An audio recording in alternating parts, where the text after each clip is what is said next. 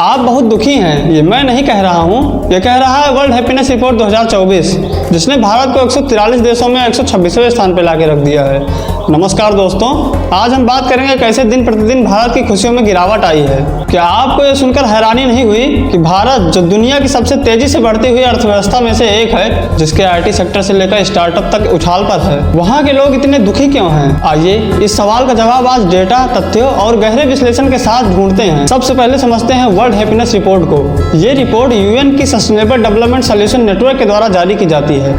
इसमें 6 चीजों के आधार पर देश की रैंकिंग को तय किया जाता है। ये जो 6 चीजें आपको बगल में दिखाई दे रही हैं, मैं ये 6 चीजें आपको आसान भाषा में समझाने की कोशिश करता हूँ। पहला है प्रति व्यक्ति आय। देश में एक व्यक्ति की आय कितनी है। दूसरा है देश में लोगों को सामाजिक सहयोग कितना मिल रहा है। तीसरा है स्वस्थ जीवन की प्रत्याशा। चौथा है जीवन के फैसले लेने की स्वतंत्रता। पांचवा है उदारता और छठवां है भ्रष्टाचार के प्रति धारणा। इन 6 चीजों के आधार पर देश की रैंकिंग को तय किया जाता है। अब देखिए, भारत की रैंक 126वीं है, जबकि फिनलैंड 7 बार से लगातार पहली रैंक पे है। भारत से ऊपर अपने पड़ोसी देशों को भी देखना बहुत जरूरी है। नेपाल जो कि 78 नंबर पे है, बांग्लादेश 118 पे है, पाकिस्तान 108 नंबर पे है, यानी हम अपने पड़ोसियों से भी पीछे हैं। आप समझ सकते हैं पाकिस्तान 108 नंबर पे है। मैं इस रिपोर्ट पर कोई सवाल नहीं उठाना चाहूँगा, अब आगे देखते हैं। भारत के लोगों का दुखी होने का कारण क्या क्या है, अब वो भी देखते हैं। भारत में लोगों का दुखी होना सिर्फ मानसिक स्थिति नहीं है, इसका और भी कारण है। इसका सीधा संबंध है बढ़ती महंगाई, आर्थिक असमानता जो गरीबी और अमीरी है, और सबसे मूल फैक्टर है आबादी। चलिए शुरुआत करते हैं महंगाई से।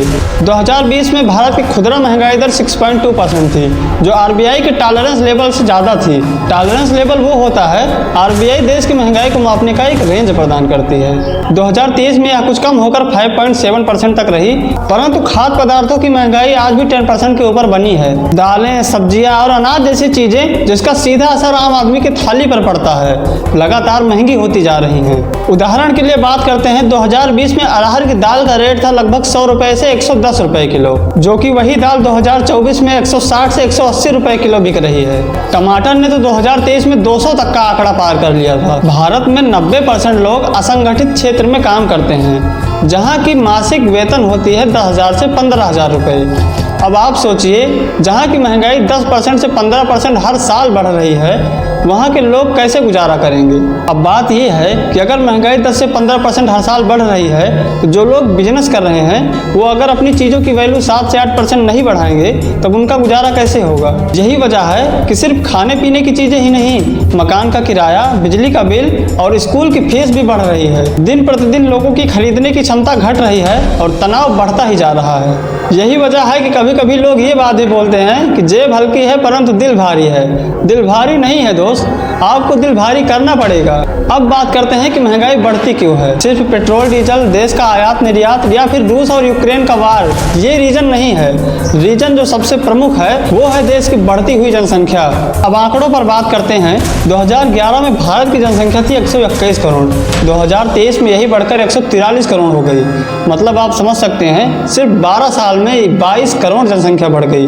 मतलब हर साल में लगभग 2 करोड़ लोग बढ़ रहे हैं। मतलब आप समझ रहे हैं, मान लीजिए मेरे पास ये माइक है, कल इसको खरीदने के लिए 5 लोग थे, आज इसको खरीदने के लिए 8 लोग हैं। आप समझ सकते हैं क्यों नहीं बढ़ेगी महंगाई। सप्लाई कम है, डिमांड ज़्यादा है, महंगाई का बढ़ना तो तय है। पानी, बिजली, रोजगार, हेल्थ केयर, सब चीज़ पे दबाव बढ़ता जा रहा है। यही वजह है कि महंगाई और दुख दोनों साथ साथ बढ़ रहे हैं।